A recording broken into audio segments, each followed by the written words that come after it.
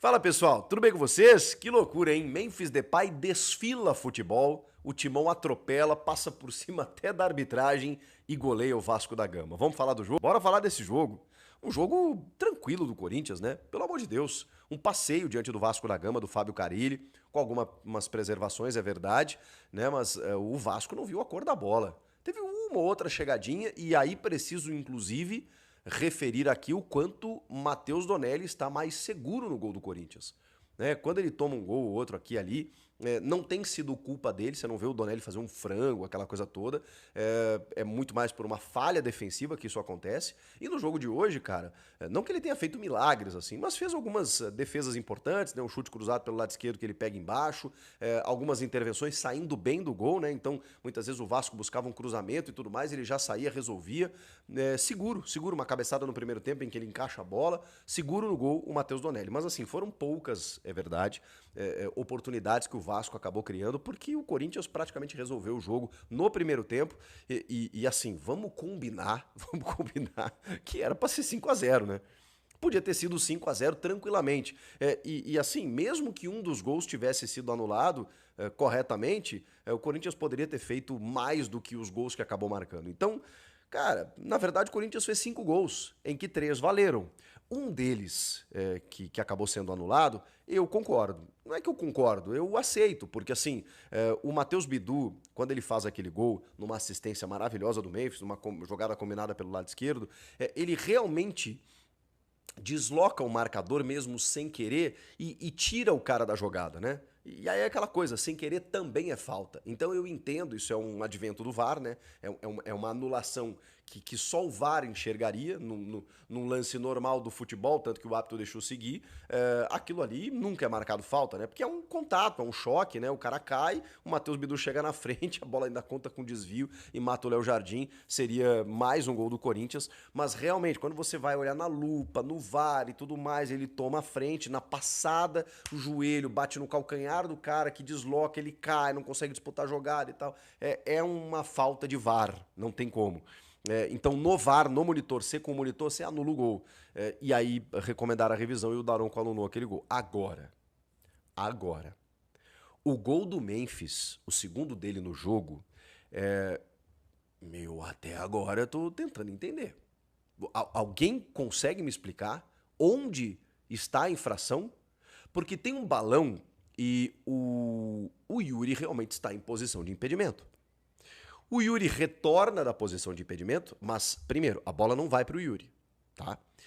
Ou seja, existem 2 pontos na regra em que fazem com que esse jogador em posição de impedimento, ele deva ser punido por estar em posição de impedimento. Ou seja, que você deva marcar o impedimento. Ou ele interfere no jogo, e tocando a bola, chegando próximo dela, ou ele interfere no adversário, que é impactando a ação do adversário.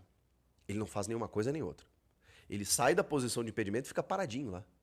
E a bola vem pro Lucas Piton e o Memphis Depay.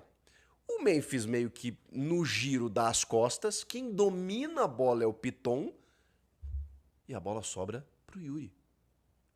O Yuri já tinha voltado da posição de impedimento e aí você configura uma nova jogada. Nessa nova jogada o Yuri tá legal, porque ele já voltou. Então, se é o Yuri que disputa a bola com o Piton, poxa, entendo. Ele veio da posição de impedimento no momento do lançamento e impactou no adversário. Mesmo sem tocar na bola, como é o Piton que toca na bola, ok, tá claro. Agora, o Memphis tá legal. Ele que disputa com o Piton. O Piton, e outra, a bola vem do defensor, né? Serve o Yuri que voltou da posição de impedimento, mas já tá numa posição legal e recebe a bola em condição legal. Gente, Aí a bola vai para a esquerda, cruzamento, o Memphis faz aquele girinho maravilhoso, caixa. O Daronco vai lá e anula. Não dá para entender. De resto, aí dá pra gente caracterizar muito como o Memphis num cara decisivo no jogo. Decisivo. Ele tava afim de jogo hoje. Tava afim de jogo. E tava afim de falar também, né? Porque na entrevista dele ele acabou roubando a cena. Já vou falar sobre isso. No primeiro tempo, o Corinthians chega ao gol numa jogada maravilhosa, trabalhada, né? A bola chega no Carrilho, o Carrilho cruza e o Memphis dá de peito, faz Yuri. E aí o Yuri de perna esquerda finalização brilhante, perfeita, no canto, assim, um chute forte, potente, indefensável. O Yuri Alberto de novo marcando, tá bem o Yuri, né?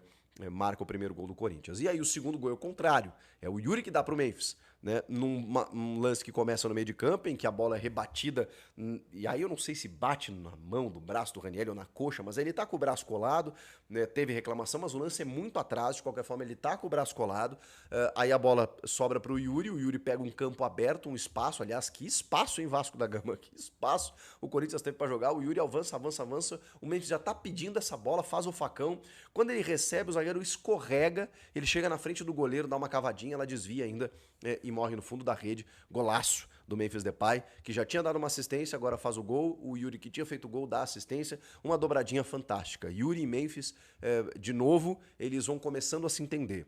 Eu vi algumas críticas ao Memphis, eu mesmo fiz algumas críticas, né, para ele aparecer em grandes jogos, aquela coisa toda, mas a gente está vendo agora, no quarto mês do ano, uma retomada física do Memphis.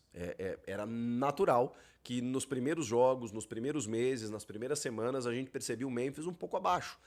Por quê? Porque ele termina o ano muito bem, voando inclusive. Terminando a última rodada, ele faz um gol de bicicleta no Grêmio, lá em Porto Alegre. Inacreditável. Ele terminou o ano espetacular. Tem a pausa, tem férias, tem viagem, tem não sei o quê, déficit físico, papapá. Então, natural que ele tenha demorado a firmar. Agora, eu acho que ele tá chegando num nível muito bom, físico, inclusive. E aí tem as finais do Paulista, tem esses jogos do Campeonato Brasileiro, e ele e o Yuri estão voltando a se encontrar. Tem a ausência do Garro ainda, que foi um cara importante ano passado, né, que fazia essa trinca aí muito positiva, mas os dois juntos, e especialmente com o acréscimo aí do André Carrilho, né, que na evolução do Carrilho, que até cansou, né, saiu no intervalo, visivelmente cansado, tem derby semana que vem, tem meio de semana tem mais uma decisão na Colômbia, viagem, então eu entendo a preservação do Carrilho. E aí entra o Martínez, né? Mas enfim, o Memphis e o Yuri, eles estão cada vez mais linkados e isso é fantástico para o Corinthians. O meia escolhido pelo Ramon Dias nesse jogo foi Igor Coronado. E aí, gente, eu vou enlouquecer, né? Porque semana passada o Ramon disse que o Coronado disputava a posição com o Memphis. Que ele não podia colocar o Coronado porque ele tinha que tirar o Memphis. E isso era uma decisão difícil. No primeiro jogo depois disso, Coronado e Memphis jogando. Memphis no ataque, Coronado como meia. O que acontece? O Corinthians passeia e o Memphis é o melhor em campo. Ou o melhor, o jogador mais decisivo do jogo, porque eu já vou falar sobre o melhor em campo. Poxa, é impressionante. Não que o Coronado tenha feito um jogo brilhante, não acho. Mas ele é um cara que tá ali para preencher o setor, a bola vai passar por ele tem qualidade técnica. Não acho que ele tenha feito um jogo brilhante, mas ele precisa de sequência também, né, gente? Não dá pra gente avaliar o Coronado por um jogo que ele vira titular, depois ele passa 3, 4 jogos entrando aos 40 do segundo tempo, daqui a pouco ele volta a ser titular. Eu acho que a dinâmica do meio-campo ela funciona mais quando você tem um meia desse nível, dessa característica, que no caso é o Igor Coronado. Beleza. O Carrilho, como a gente já falou, cansou, entrou o Martínez no segundo tempo. É muito importante que o Corinthians ali nesse setor, ele tem vários titulares. Acho que o Alex Santana já fora esse titular, assim, né, entre aspas, mas acabou perdendo um pouco de espaço. De qualquer forma, é um jogador que cumpre, que entra e tudo mais. Mas você tem Ranieri, Martínez, Bidon, Carrilho, e você pode escolher o que escalar. Vai mudar um pouquinho a característica ali e aqui, mas qualquer um deles cumpre. E aí eu queria citar Breno Bidon, claro. Claro que eu vou falar do Breno Bidon, né? Porque eu sou um defensor do Breno Bidon, porque eu gosto, eu me encanta muito o jeito desse menino jogar.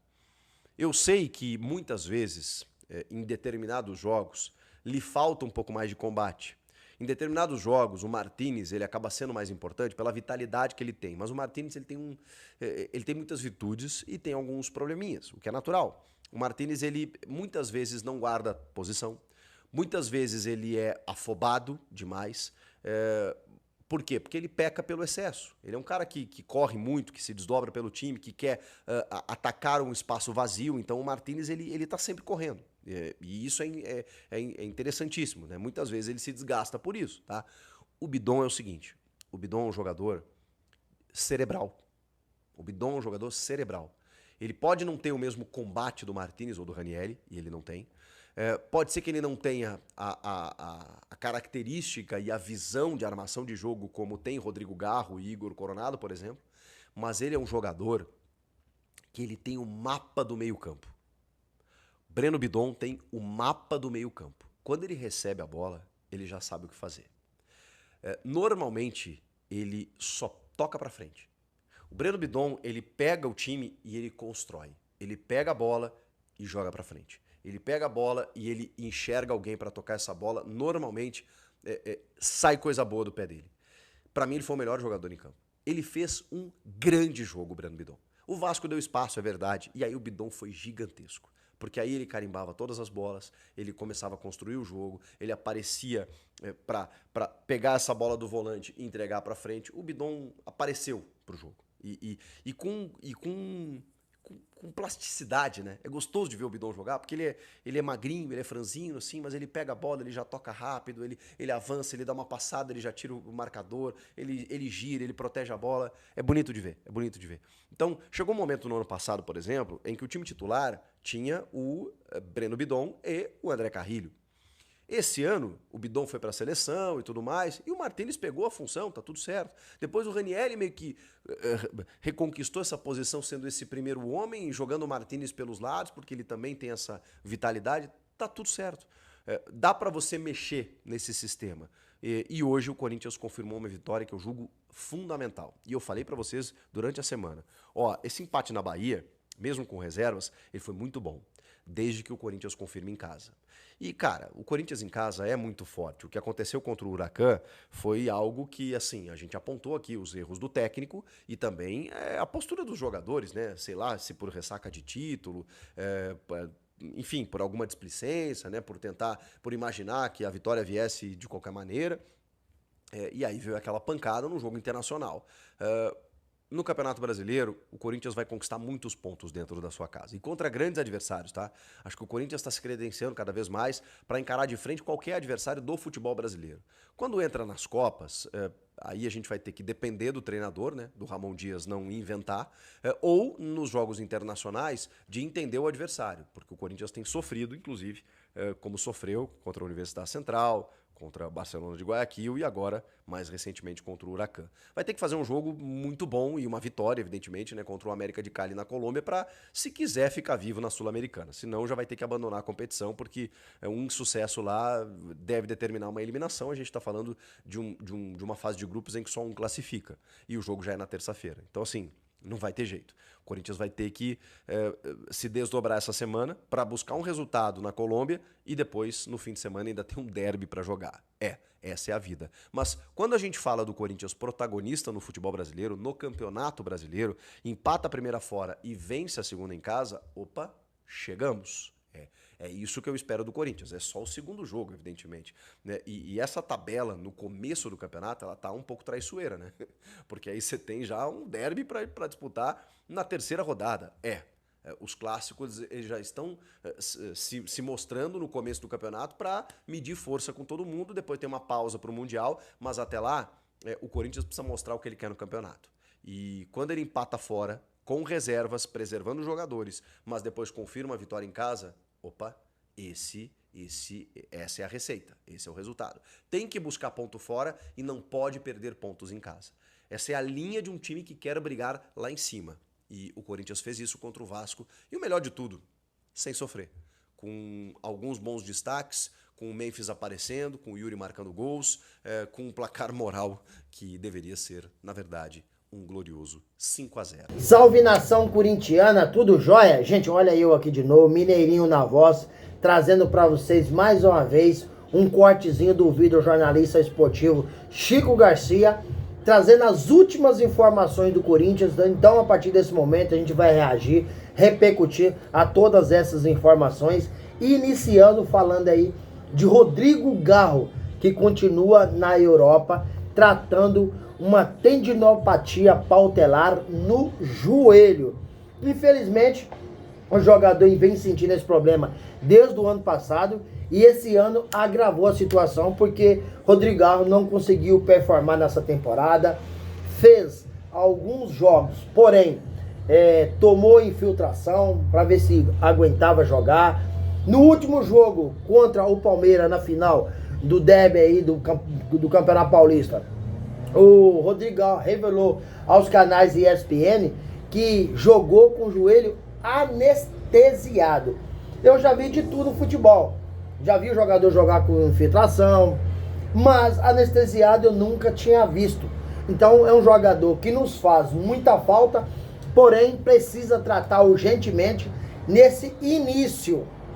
E ele foi para a Espanha fazer um tratamento, né, indicado, esse profissional, pelo Memphis Depay.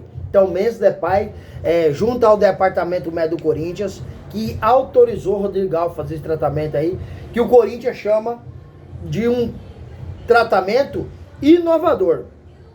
Então, eu espero que Rodrigão, né, chegue a São Paulo semana que vem para continuar os tratamentos no Corinthians. E a previsão de volta dele é de aproximadamente de 2 a 3 meses. Quem sabe, né, que ele recupere o quanto antes possível e volte, porque é um cara, é um talento surreal. Faz muita falta, porque muita gente tem como o melhor jogador do Corinthians. E para mim, Rodrigão ao lado de Memphis Depay são os dois melhores talentos que o Corinthians tem. São os melhores jogadores que decidem uma partida. E quando joga junto, o trio Memphis Depay, Rodrigo Garra e Yuri Alberto, se estiver numa noite feliz, é muito difícil para o adversário, né? Então, Corinthians, além de não ter contra o Vasco ontem na Neoquímica Arena, pela segunda rodada do Brasileirão 2025, o meio-campista aí, Rodrigão, também não teve Hugo Souza. Hugo Souza, infelizmente, tem uma lesão de grau 2 na coxa, tá tratando também. Fez a final contra o Palmeiras, sentindo bastante dor. Em alguns momentos ficou caído quando ele fazia uma defesa. Aí muita gente falando que era... que ele tava fazendo uma manhãzinha, fazendo uma catimba. Não era nada disso. Realmente ele tava sentindo muita dor. Mas por ser decisão, o cara foi pro jogo e foi o herói da conquista do Paulistão.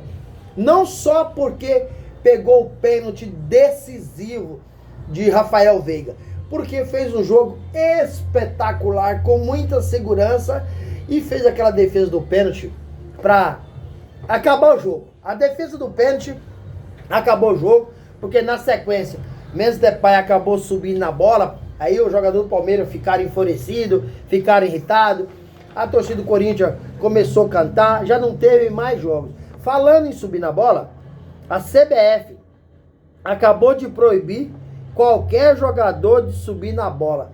A CBF, além de não ajudar, ainda atrapalha. Porque o futebol antigamente, ele era um show. Hoje não é um show. Não pode fazer mais nada.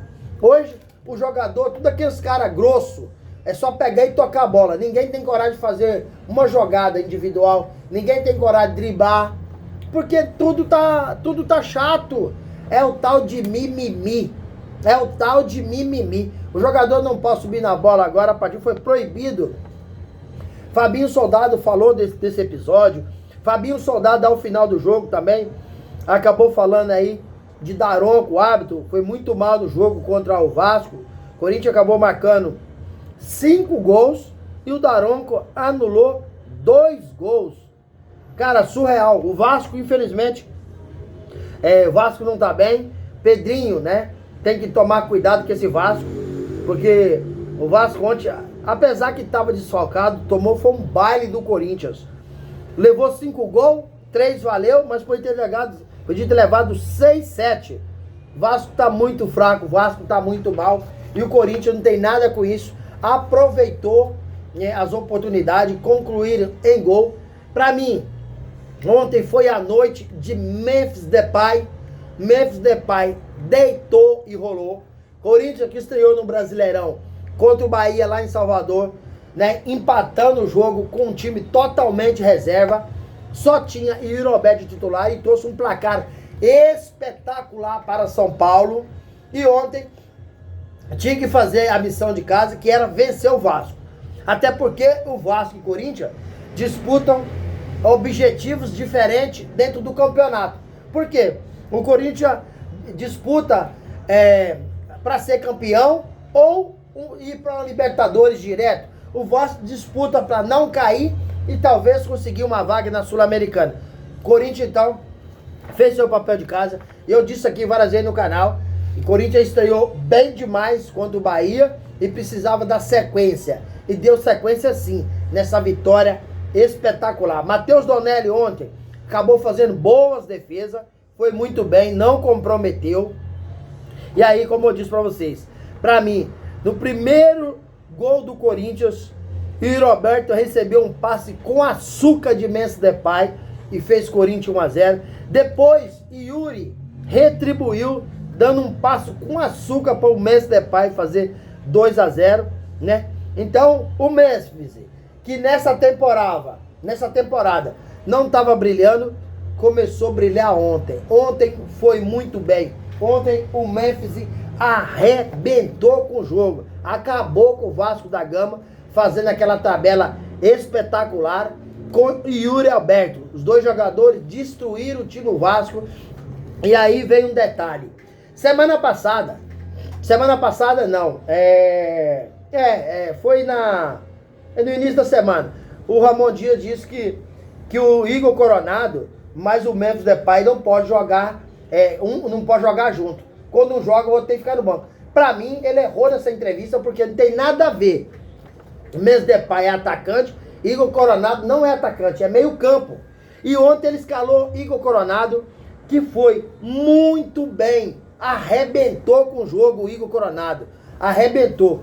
Teve o Corinthians, a bola, as inversões, a infiltração, a jogada, a criatividade do Memphis Depay, do Igor Coronado, fez com que o ataque do Corinthians jogasse em velocidade, com linhas altas, aproveitando a oportunidade, porque o Memphis Depay é um cara, genial. O Yuri Alberto é um oportunista. E quando você tem um camisa 10 clássico como o Igor Coronado, fazendo as inversões de bola, fazendo os lançamentos, os cruzamentos, fica muito mais fácil para o time ter mais oportunidade. E ontem a vitória do Corinthians foi extremamente merecida, porque, para mim, na minha modesta opinião, o meio-campo do Corinthians é a posição melhor que o Corinthians tem, é o meio-campo. Porque tem jogadores que podem ser substituídos e não fazer a diferença.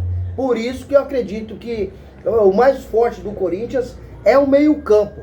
Porque quando tira o José Martínez, coloca o Bidon, um jogador que sai não dá a diferença. Você vê que ano passado o Breno Bidon arrebentou. Esse ano ele foi para a seleção, não conseguiu performar, José Martínez tomou o lugar dele. Quando entra o Alex Santana também, arrebenta. Então o Corinthians tem um meio-campo muito forte, um meio-campo muito capacitado, e sem falar de Ranieri, que para mim é o cara que destrói o jogo.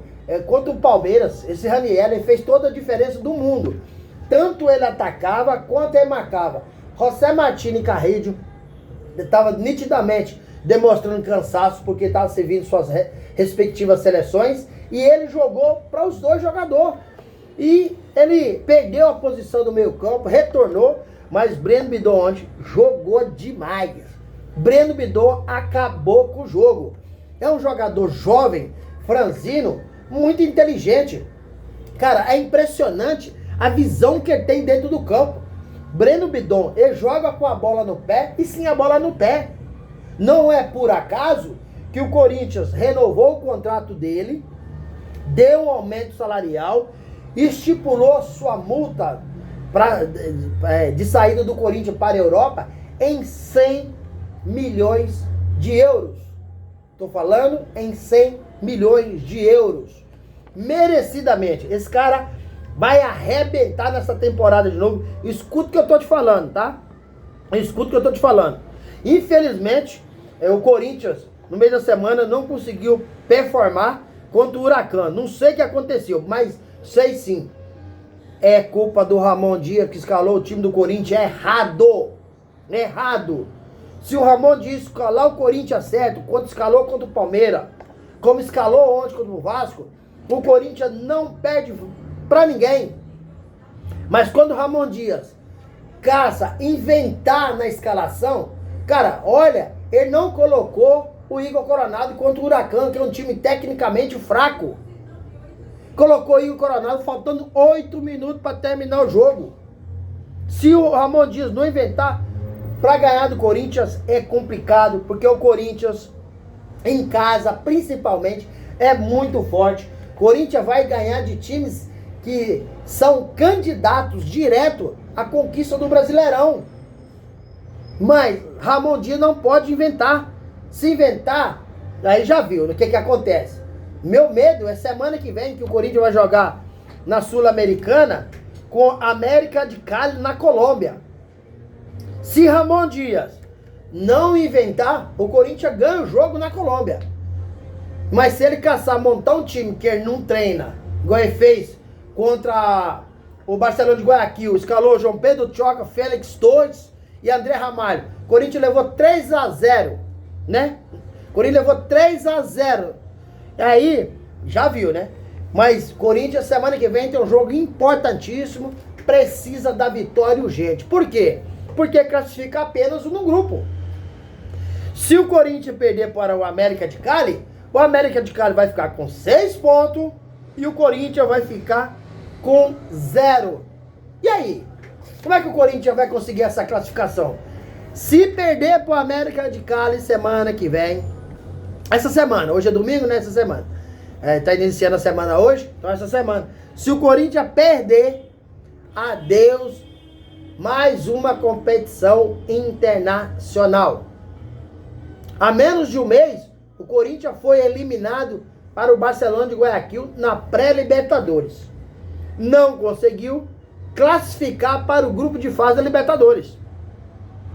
E agora, perdendo para o América de Cali na quarta-feira, o Corinthians estará 95% eliminado da Sul-Americana. Mas, infelizmente, um vexame. O time que tem uma folha salarial de 25 milhões de reais não pode perder para um time como o Huracan, que nunca havia ganhado de time nenhum aqui no Brasil. Corinthians entrou na história de uma forma negativa, pejorativa, contra um time, com todo o respeito, tecnicamente muito inferior ao time do Corinthians. Mas o senhor Ramon Dias é culpado. É culpado porque, além de escalar o time errado, ele substituiu errado. Aí ele vai para uma entrevista para acabar, né, de atrapalhar tudo. Ele vai para uma entrevista e fala que Igor Coronado, mas o Memphis Depay não pode jogar junto porque os dois têm a mesma posição. Quando é que Memphis Depay e Igor Coronado têm a mesma posição? Não tem a mesma posição. Igor Coronado é um meio-campista clássico. É um meio-campista clássico. E Memphis Depay é atacante. Ele é atacante. Quando você precisa de afastar o Memphis Depay e colocar no meio campo, tá mudando a posição do jogador. Mas pela qualidade, pelo gênio que o Memphis Depay é, ele faz também a função de meio campo. Mas ele não é meio campo. Então Ramon Dias tem que se ligar nesses detalhes. Senão, vai acabar caindo. Vai acabar caindo. Tem uma ala da cúpula corintiana que não quer o Ramon Dias, mesmo sendo campeão paulista. Então Ramon Dias, ou ele muda essa forma de pensar, essa forma de ver a escalação do Corinthians, ou a casa vai cair. Porque mais uma derrota do Corinthians aí na Sul-Americana, eu acho que vai balançar. Não só ele, Ramon Dias, o filho Emiliano Dias e toda a sua comissão técnica. Então o Ramon Dias tem que armar um Corinthians forte, correto na escalação para vencer o América de Cali na Colômbia e dar um passo adiante na busca dessa classificação na Sul-Americana. Porque a menos de um mês ser eliminado de 2 competições internacionais, para mim é uma vergonha. Para mim é um vexame. Então, o senhor Ramon Dias, que trata e armar esse time correto, né? Que no brasileiro tá bem, mas na Sul-Americana iniciou muito mal e na pré-Libertadores já foi eliminado. Então, vamos, da agora pra frente, modificar e ganhar. Porque a torcida corintiana não aguenta mais Ramon Dias escalar time errado no Corinthians e substituir errado.